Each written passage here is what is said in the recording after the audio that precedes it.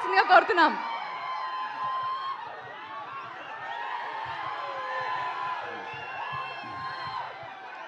అందరికీ నమస్కారం అండి. థ్యాంక్ యూ తమ్ముడు, థ్యాంక్ యూ. ముందుగా మమ్మల్ని విష్ చేయడానికి వచ్చిన రవి గారికి sir happy birthday sir. And అలాగే అరవింద్ గారికి ఎప్పుడు నిజంగా చాలా సపోర్ట్ చేస్తారు అరవింద్ గారు నన్ను. Thank you so much Aravind garu వచ్చి ఇక్కడ సపోర్ట్ చేయడానికి వచ్చినందుకు. అలాగే ఇక్కడికి వచ్చిన ప్రతి ఒక్క మీడియా వారందరికీ thank you so much sir. And అలాగే థ్యాంక్ యూ ఆల్. ఇక్కడికి వచ్చిన నా వెల్ విషర్స్ అనుకోండి, లేకపోతే నా ఫ్యాన్స్ అనుకోండి, ప్రతి ఒక్కరికి thank you so much. I'm so happy. ఇంత కలగా నడుస్తుంది ఈవెంట్ అంతా. మీరు అప్పటి నుంచి వెయిట్ చేసి ఇంత మా అందరికీ ఇంత సపోర్ట్ ఇచ్చినందుకు ప్రతి ఒక్కరికి తమ్ముడు పేరు పేరున ప్రతి ఒక్కరికి థ్యాంక్ యూ సో మచ్. ఏం తమ్ముడు ఏంటి మాట ఇస్తున్నా తమ్ముడు, కాన్ఫిడెంట్ హ్యాట్రిక్ కొడుతున్నాం.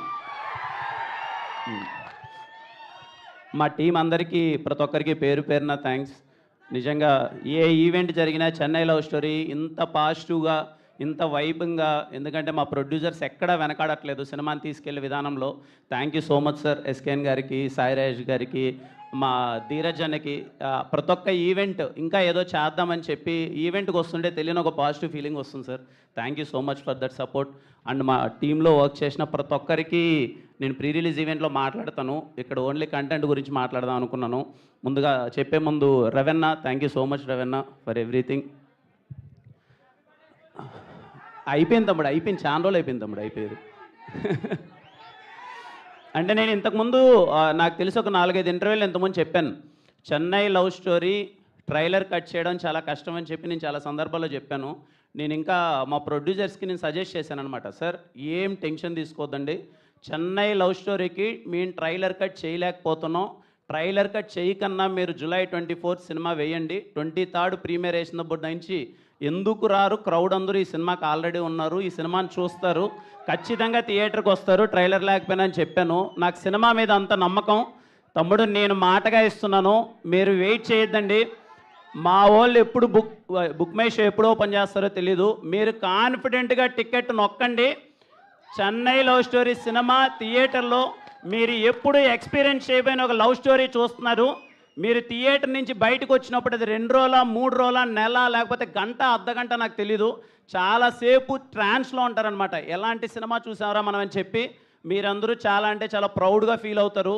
నేను ఈ సినిమా చేసినందుకు నేను చాలా కాన్ఫిడెంట్గా చెప్తున్నాను. మీరందరూ బయటకు వచ్చి అరే మా అన్న మరో మంచి సినిమా చేశాడరా అని చెప్పి మీరందరూ చాలా కాన్ఫిడెంట్గా ఫీల్ అవుతారు.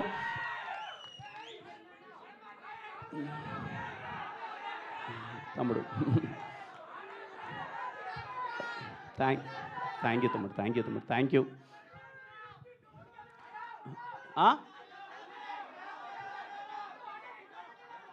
అర్థం కాలే తమ్ముడు. సరే తమ్ముడు, అంటే వాడు బాగున్నాడు తమ్ముడు, వాడు బాగున్నాడు. Thank you.